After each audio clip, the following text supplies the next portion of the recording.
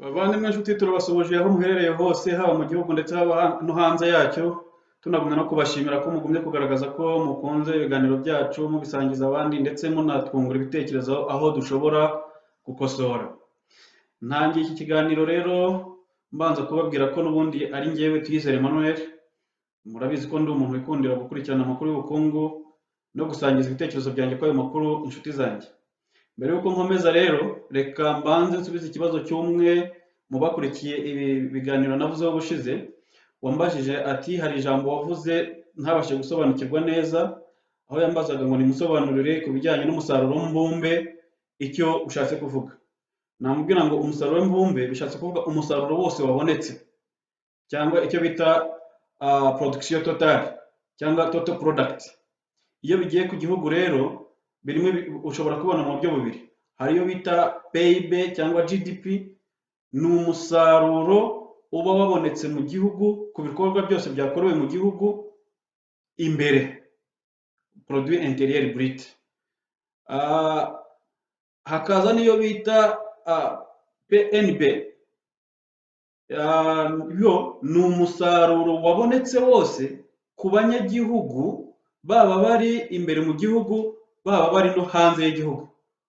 Ibyo byombi rero ushobora kuvuga umusaruro mbumbe, ariko njyewe akenshi na kenshi iyo ndi kuvuga umusaruro mbumbe mba ndi kuvuga produit intérieur brut PIB, umusaruro wabonetse mu gihugu mo imbere, waba ari wakozwe n'abanyagihugu cyangwa n'abandi bantu batari abanyagihugu ariko ugakorerwamo imbere.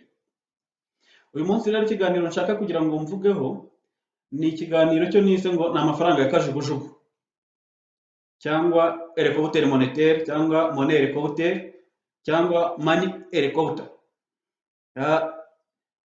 Ibi ngibi nibwira ko buri muntu wese yahise yibaza ngo ni iki nshatse kuvuga, bishatse gusobanura iki, ariko nibyo tugiye kugenda tugarukaho mu kanya. Abahanga rero mu by'ubukungu kugeza iyi saha bari kuvuga yuko ingaruka za coronavirus ku bukungu zishobora kuzasubiza ubukungu inyuma hafi imyaka irenga 10. Ndetse tugiye kureba ku byavuzwe n'umuryango mpuzamahanga uharanira kurwanya ubukene n'isumbana, iyo bita uwo muryango witwa Oxfam, bivuga ko abantu bageze kuri miliyoni 500 bashobora kuziyongera ku bakene bari basanzwe. Ukanavuga yuko hakwiye gufatwa ingamba zifatika zo kugira ngo ibyo ngibyo birwanywe. Mu ngamba rero uwo muryango uteganya uvuga ko zishobora gufasha harimo n'ayo mafaranga ya kajugujugu cyangwa monnaie hélicoptère. Ayo monnaie hélicoptère umuntu wese ashobora kwibaza ngo ibyo bishatse kuvuga iki. Iki gitekerezo cyazanywe n'umuhanga w'umunyamerika witwa Milton Friedman. Kuri we yavugaga yatangaga urugero nk'aho hari agace karimo abaturage bakennye bafite ibibazo bibarenze cyane bihebye, noneho hakaza indege yuzuye amafaranga, indege ya kajugujugu yuzuye amafaranga ikabaca hejuru igenda irekura amafaranga ku buryo buri muturage wese abona byibuze amadolari 1000, ni ukuvuga hafi miliyoni y'amanyarwanda. Noneho akavuga yuko abo baturage nibamara kubona ya mafaranga, buri wese aragenda agakoresha ya mafaranga neza, kuko ayo mafaranga ni amafaranga yabonye amutunguye kandi atazi ko azongera kubona andi. Noneho bigatuma aba baturage babasha kwikura mu bukene, bakaba mu bukene bakamererwa neza. Ubwo rero umuntu amaze kumva ibyo hari ibibazo bimwe na bimwe yakwibaza, nabyo tugiye kugenda twibaza kugira ngo tujye mu iki kiganiro tugiye kugirana. Umuntu ashobora kwibaza ngo ese ibi bisobanuye iki? Amafaranga ya kajugujugu asobanuye iki? Icya kabiri ushobora kwibaza ngo ese ibi bikora bite mu bijyanye n'ubukungu? Icya gatatu ushobora kwibaza ngo ese ubu buryo hari aho bwaba byarigeze bukoreshwa? Icya kane ushobora kwibaza uti ese biramutse bikoreshejwe, uburyo bukoreshejwe hari ingaruka mbi bushobora kugira, izo ngaruka mbi ni izihe? Ushobora kwibaza ikindi kibazo cya gatanu, ari nacyo cya nyuma turaza gusorezaho, ukibaza se u Rwanda rushobora kuba rwajya aho rwakoresha ubu buryo mu gukemura ibibazo by'ubukungu bishobora guterwa na coronavirus. Dore ku kibazo cya mbere rero cyo kwibaza ngo ese ibi bisobanura iki, mu by'ukuri iki gitekerezo gishatse kuvuga ko mu gihe habayeho ihungabana ry'ubukungu, leta ishobora kugira icyo ikora itanga amafaranga. igatanga amafaranga, ya mafaranga ikayaha abaturage itagombye kunyuza mu nguzanyo za banki n'ibigo by'ishoramari nk'uko bisanzwe. Ubundi iyo ingamba zikunze gufatwa kenshi zikunda kujyana n'inguzanyo, ariko aha ngaha iki gitekerezo cye gishatse kuvuga ko leta ishobora guha abantu amafaranga itabinyujije mu nguzanyo z'amabanki, none ikaba abantu amafaranga mu buryo amafaranga ahita abageraho atari inguzanyo, atari amafaranga bashobora kwishyura cyangwa se mu buryo bworoshye. Ayo mafaranga akagera ku bantu, yaba ari abaguzi, yaba ari abafite ibigo bikora ibikorwa bibyara inyungu. Mushobora kwibaza ngo ese ibi bikora bite?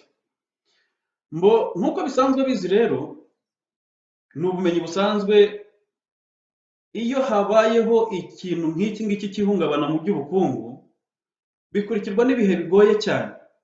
Ibihe bigoye aho usanga ibigo byinshi byarafunze imiryango kubera ibihombo, byamara gufunga imiryango abantu benshi ugasanga barasezerewe, nta kazi bafite, ubushomeri ni bwinshi. Bwa bushomeri bukakurikizwa n'uko abantu badafite ububasha bwo kwishyura, baba badafite ububasha bwo kwishyura ntibashobora kujya kugura ku masoko, niba badashobora kugura ku masoko n'ibigo byajyaga gukanyakanya ngo bigire icyo bikora ntacyo byakora kuko bidafite abaguzi, nabyo ugasanga byafunze imiryango, n'abari basigaye babikoreraga nabo ugasanga nabo batakaje akazi, ugasanga ubukungu buri ku rwego rwo hasi cyane, buri ku rwego rubi. Noneho mu gihe ubukungu bumeze gutya, niho abashyigikiye kiriya gitekerezo cy'amafaranga ya kajugujugu cyangwa monnaie hélicoptère bavuga ko bishobora kuba igisubizo. Bavuga ko uyu muhanga Milton yavuze ko n'abandi bagiye bamushyigikira, muri iki gihe kimeze gutya, banki nkuru cyangwa leta ikoranye na banki nkuru y'igihugu ishobora gufata amafaranga atari inguzanyo, yarangiza ikayaha abaturage, abantu, kugira ngo babone ububasha bwo kugura, ikanafasha ibigo bikora ibikorwa bibyara inyungu kugira ngo bibashe kugira icyo bikora. Ayo mafaranga rero abayahawe iyo bamaze kuyabona, ni ukuvuga ngo ba bandi bahawe amafaranga batari bafite ububasha bwo kugura, barifuza kujya kugura, birabatera gushaka kujya kugura ibyo bari bakeneye. Nibatera gushaka kugura ibyo bari bakeneye, ibyo biratuma ibintu bike byari biri ku isoko bitangira kuzamura ibiciro. Nibizamura ibiciro, ba bandi bakora ibikorwa bibyara inyungu barabona ko ibiciro ku isoko byatangiye kuzamuka, ko abaguzi bahari, noneho barakora umusaruro wo gushyira ku isoko. Nibakenera gukora umusaruro wo gushyira ku isoko, hari ibintu bibiri by'ingenzi bari buze gukora. Icya mbere, barajya mu mabanki gusaba amafaranga niba batari bafite amafaranga, cyangwa se bakoresha leta yabahaye. Noneho nibamara kuyakoresha babona umusaruro, ariko kugira ngo bayakoreshe barakenera abakozi. Nanone nibakenera abakozi, barafata muri ba bantu batari bafite akazi babaha akazi. Nibamara kubaha akazi, ba bandi barabona umushahara babashe guhembwa. Nibabasha guhembwa barajya ku isoko bagure. Nibajya ku isoko bagure, bya bigo bikorera umusaruro birongera bikumye gukora, kuko hari abantu bizeye yuko bazagura ibyo bazaba basaruye, bityo birushaho gukora umusaruro mwinshi. Nibikora umusaruro mwinshi, birushaho gushaka abakozi benshi. Niba gushaka abakozi benshi, umushahara nawo w'abakozi urushaho kuzamuka. Umushahara urushaho kuzamuka, ububasha bwabo bwo kujya ku isoko no kuguhaha bwiyongere, ubukungu bwongere busubire bujye ku murongo. Ni uko nguko icyo gitekerezo abagishyigikiye bavuga gishobora gukora. Ikindi nanone, bya bigo rero niyo tuvuga ariho bihawe amafaranga, bibitera imbaraga zo kujya gukora ibyo bitari gukora mu gihe cyari gisanzwe. Ni uko nguko iki gitekerezo cy'amafaranga ya kajugujugu gikora, kandi bamwe bakaba bashyigikiye ko gishobora kuba cyabyara umusaruro. Noneho ushobora kwibaza nanone uti, ese ibi bintu usibye kubivuga gutyo mu buryo bw'amagambo, hari ibihugu byaba byarigeze bigerageza gukoresha ubwo buryo bwa monnaie hélicoptère cyangwa amafaranga ya kajugujugu? Navuga ngo kugeza iyi saha n'ubu ngubu muri coronavirus hari ibihugu biri gukoresha ubwo buryo. Twahera nko mu gihugu cya Leta Zunze Ubumwe za Amerika, USA, aho bafashe gahunda y'uko harekurwa agera kuri miliyari 200 z'amadolari zigenewe kugira ngo ashyirwe mu miryango ibashe kuyizamurira ububasha bwo kujya ku isoko. Kugira ngo babikore, bateganyije ko buri muryango wose utabasha kwinjiza amadolari ageze ku 70,000 ku mwaka uzajya uhabwa amadolari 1,200 ku muntu ukuze, ni ukuvuga umuntu mukuru, n'amadolari 500 kuri buri mwana wese uri muri uwo muryango. Aya mafaranga rero akaba ari amafaranga Sena ya Leta Zunze Ubumwe za Amerika yemeje kugira ngo afashe guteza imbere ububasha bwo guhaha bw'abaturage babo, cyane cyane abatakaje ububasha bwo guhaha kubera ingaruka za coronavirus. Ntabwo ari aho gusa, no mu Buyapani bakoze ikintu gisa gutyo, aho bateganyije yuko imiryango igeze kuri miliyoni abantu bageze kuri miliyoni 10 bazahabwa amafaranga nabo yo kubafasha,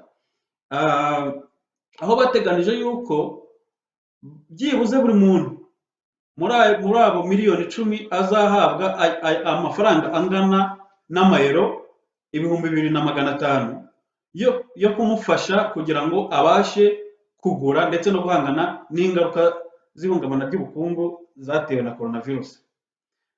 Ahandi hakozwe ibintu bijya gusa n'ibi ngibi ni mu muryango w'ubumwe bw'Uburayi, bo nubwo atari amafaranga batanze direct ngo bavuga ngo aragenda ajye mu baturage cyangwa mu bigo, ariko bateganije inguzanyo zishobora gutangwa. Ibyo byateganijwe na Banque Centrale Européenne, banki nkuru y'umuryango w'ibihugu by'i Burayi, iteganya inguzanyo ishobora gutangwa igera kuri miliyari 1,000 z'amayero. Noneho iyo nguzanyo ikaba ishobora gutangwa nta nyungu kugira ngo abantu babashe kongera kubona ububasha bwo kugura, bashobore kujya gusaba inguzanyo, babashe kubona ububasha bwo kugura no guhaha, ndetse bizamure ubukungu bw'ibyo bihugu byabo.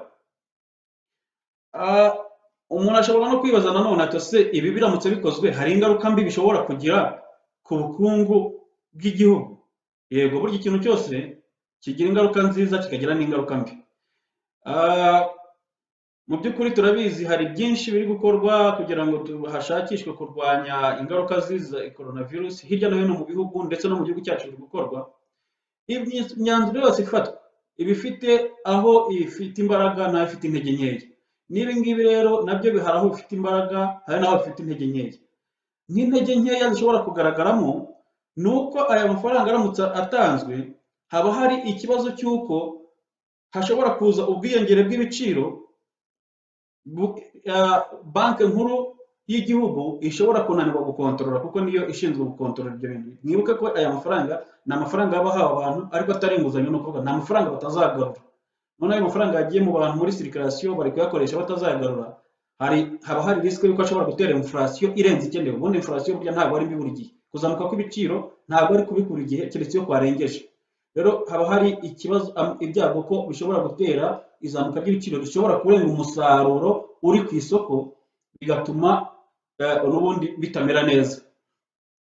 Ikindi, bishoboka ko bamwe mu bahawe ayo mafaranga bashobora kuba bagifite bwa bwo kuvuga ngo ibintu bizagenda nabi, aho kugira ngo bayakoreshe bajye guhaha ku isoko, ahubwo bakajya kuyabika iwabo munsi y'uburiri, icyo bita tesorisation. Igihe ayo mafaranga badahise bayakoresha, n'ubundi icyateganywaga, ingaruka zari zitegereje ko ayo mafaranga zo kugira ngo atume abantu bajya ku isoko bahahe, noneho n'ibigo bikora bishyira ku isoko bibikore kuko bifite abazabigurira, ntabwo iyo ngaruka yaba ikigezweho, ntabwo byakunda kuko abantu baba babitse ya mafaranga. Ubwo rero byaba bisaba ko haba no gukangurambaga kugira ngo abantu bumve ko ayo mafaranga niba bayabonye ari ayo kugira ngo bajye guhaha, atari ayo kugira ngo bayabike bayaryameho.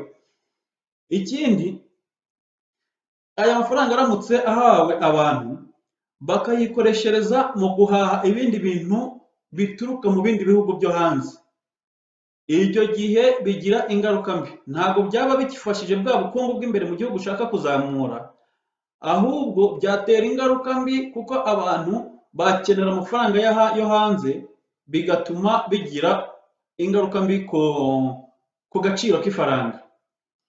Bibaye gutyo, abantu bakeneye kujya gukoresha amafaranga ngo bagure ibintu byo hanze, ya mafaranga ahita ata agaciro. Kubera iki? Kubera yuko barajya kuyaguramo amafaranga yo hanze, amadovize bakeneye kugira ngo bagure ibyo hanze, noneho ya madovize, ya mafaranga y'igihugu abe menshi kurusha amadovize bakeneye, noneho ya mafaranga ata agaciro, bikurikirane n'itakaza agaciro ry'ifaranga ry'igihugu. Izo ni zimwe mu ngaruka zishobora guterwa no gukoresha buriya buryo. Ariko nanone ntabwo bivuga ko atari uburyo bukora, kuko n'ibihugu biri kugenda bibukora. Iyo ubukungu bwagiye hasi, byanze bikunze nta kindi gishobora gukorwa, leta y'ubwayo niyo isigaranye iturufu rikomeye ryo kuba ishobora kugira icyo ikora. Nayo iryo turufu rikomeye rero harimo no gukoresha ah, aya mafaranga ya helicopter cyangwa se mone helicopter kugira ngo izahure ubukungu bw'igihugu busubire ku murongo. Ikindi rero umuntu arabwibaza ngo ese u Rwanda rurashobora gukoresha ubu buryo? Nibyo, birashoboka. Hari ingamba nyinshi leta iri kugenda ifata, hari izo twari twagiye tuvuga mu biganiro byatambutse mbere, ubona ko leta yagiye ifata, kandi izo ngamba zishobora gutanga umusaruro, harimo nko kugabanya gusaba amabanki korohereza abakiriya kwishyura, harimo n'izindi ngamba zishobora gufatwa.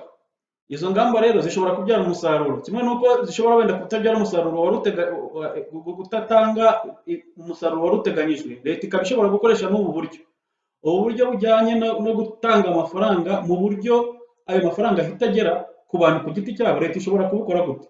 Icya mbere, ishobora gushyiraho uburyo ishyira ikigega gifasha ibigo byikorera ibikorwa bibyara inyungu byagizweho n'ingaruka ku buryo bishobora gufunga imiryango. Leta ikaba ishobora kubiha amafaranga atari inyungu, ahubwo ari amasubvention izo kubafasha kugira ngo bikore. Mwarabibonye nko mu biganiro byagiye bitambuka mu minsi ishize twagiye dukurikirana, harimo nk'abahinzi hirya no hino bagumyaga kugaragara ko bahombye, aborozi b'inkoko, ndetse n'ibigo byinshi bitandukanye tutabuze no kuvuga amahoteli n'ibindi. Ibyo bigo bishobora kubishyiraho gahunda yo gushyiraho uburyo bwo kubifasha, ibaha amafaranga direct yo kubafasha gukora, cyangwa se ibaha inguzanyo zitafite inyungu, cyangwa se ibakuriraho imisoro, ya misoro ibakuriyeho bigatuma ya mafaranga bajyaga gusora bayakoresha ibindi. Ibyo byose biri mu rwego rwa ya gahunda y'amafaranga ahise ajya ku muntu ku giti cye kugira ngo ayakoreshe azahura ubukungu. Ikindi, leta ishobora gushyiraho gahunda yo kureba imiryango itandukanye, harimo abakozi benshi bagiye batakaza akazi, harimo n'abandi bantu bari muri secteur informel bakoraga ibikorwa by'uruconsho udahita uvuga, bitari byanditse ariko byabatungaga, nabo batakaje akazi. Leta igashyiraho uburyo bwo kugira ngo abo bantu bahabwe imfashanyo y'amafaranga ituma bajya ku isoko. Ikindi leta ishobora gukora nanone, ishobora kunyura muri banki nkuru y'igihugu. Ya banki nkuru y'igihugu ikagura amadeni leta yari ifitiye abaturage b'imbere mu gihugu, ni ukuvuga ngo ni public debt. Hari abantu bari bafite impapuro mpeshagaciro za leta, izo mpapuro mpeshagaciro leta iramutse yongeye ikazigura ibishubije amafaranga muri circulation, ibiyongeye gutanga amafaranga ngo abantu babone amafaranga. Ya mafaranga rero akaza, abantu bakayabona mu buryo bworoshye, bagakora ibyo bagomba gukora. Izi ngamba zose rero mu Rwanda zirashoboka, mu gihe ibindi byakozwe wenda bikaba bitatanze umusaruro ukwiye. Leta ishobora kuzamo nanone igafasha muri ubu buryo ikoresha amafaranga y'akajugujugu cyangwa mone helicopter. Ibi byose rero tuvuze haruguru ni byiza, ni ngombwa, birasaba yuko bigumya kurebwa n'inzego zibireba niba bishobora gukorwa. Gusa ikiba kigamijwe cya mbere ni ukugira ngo hongerwe ububasha bw'abantu bwo kujya ku isoko, hongerwe ubushake bw'ibigo bikora ibintu byo gucuruza bigamije inyungu kugira ngo bikore ibintu bishyire ku isoko, ubundi ubukungu bw'igihugu bwongere buzahuke, abantu bongere babone akazi, abantu bongere bahembwe, abantu bongere barye. Muri make rero umuntu ashobora kwibaza ngo ni ibiki twavuzeho n'iki kiganiro. Icya mbere twavuze yuko nyuma y'iyi coronavirus ubukene buziyongera cyane, ndetse Oxfam yo ikaba ivuga yuko abantu bagera kuri miliyoni 500 bashobora kuziyongera ku bakene. Icya kabiri twavuze yuko hashobora kwifashishwa amafaranga ya kajugujugu nk'uko umuhanga Friedman abivuga, kugira ngo ayo mafaranga aze ajya mu baturage mu buryo buri direct, bahite bayabona, bibongerera ububasha bwo kugura, n'abandi bongera ububasha bwo gukora umusaruro ushyirwa ku isoko, noneho ubukungu bwongere buzamuke. Ikindi twavuze yuko aya mafaranga hari ibihugu byinshi kugeza iyi saha, twavuzemo Leta Zunze Ubumwe za Amerika, twavuzemo Japan, tuvuga n'ibihugu byo mu muryango w'ubumwe bw'i Burayi, ko biri gukoresha iyi sisiteme yo guha abaturage amafaranga kugira ngo bongere ububasha bwo kugura. Ah, ikindi cya nyuma twavuze ni uko mu Rwanda naho ibi bishobora gukora. Urebye ukuntu bimeze, hari abantu benshi batakaje akazi, hari n'abandi bagikomeza kugatakaza. Nk'ubu ngubu hari ibigo byafunze, abo ngabo leta ishobora gushyiraho uburyo ikavuga ngo aba ngaba dushyizeho uburyo bwo kubasisita, bwo kubafasha kugira ngo babashe kubona ububasha bwo kugura, bajye ku isoko, nabo bajye ku isoko, bitume abakiriya biyongera ku isoko. Avuga rero ngo turabashimiye, tunakomeza gushima ingamba zikomeje gufatwa, tunakomeza gushima uburyo leta ikomeza kubireba, ikareba n'ubu ngubu n'abandi bakiri mu bibazo, n'abandi izi ngaruka ziri kugeraho, ishobora kubafasha, ishobora no kuba iri gufata izindi ngamba, ariko tugumya no gukangurira abantu kugumya kubahiriza ingamba za leta no kugumya gutekereza icyo ku giti cyanyu mwakora kugira ngo mwe guheranwa n'ingaruka, ahubwo mushake ibisubizo by'ibibazo. Uko byagenda kose, iyo hari ikibazo n'igisubizo kiba gishobora kuboneka. Kandi dukomeze dushime Imana igumye kubana natwe, igumye kuturinda nta mpfu zari zaba mu gihugu cyacu, tunagumya no gusenga tunizera yuko ibintu bizagenda neza kugira ngo tubashe kongera gusubira kubaho mu buzima bwari busanzwe, nubwo bizadusaba imbaraga nyinshi kugira ngo tubigereho. Tuyongera no kwibutsa kandi ko nk'uko bisanzwe, umuntu waba ukeneye ubujyanama mu gukora imishinga, yaba imishinga ibyara inyungu, yaba imishinga y'iterambere n'iyindi mishinga idaharanira inyungu, yaba ubujyanama mu bijyanye n'ibaruramari ndetse n'icungamutungo, ibyo byose yahamagara kuri nimero 0788 35 63 91, 0788 35 63 91, tukamuhuza n'inzobere zibikora zikamufasha, ibintu bye bikagenda neza. Murakoze, Imana igomeze kubana namwe, turabakunda cyane.